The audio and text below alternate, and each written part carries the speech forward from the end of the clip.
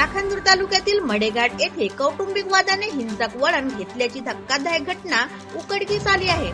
घरातील कलहातून एका तरुणाने स्वतःच्याच घराला आग लावून संपूर्ण संसार जाळून टाकल्याने परिसरात एकच खळबळ उडाली आहे.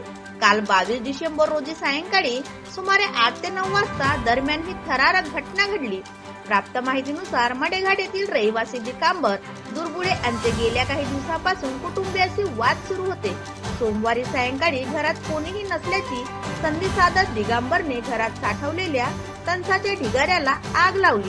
काही मिनिटातच आगीने भीषण रूप धारण करत संपूर्ण घराला वेढा घातला. आगीचे लोट दूरवरूनच दिसताच परिसरातील नागरिकांनी धाव घेतली. घटनेची माहिती मिळताच लाखांदूर नगरपंचायतीच्या अग्निशमन दलाला तातडीने पाचारण करण्यात आले.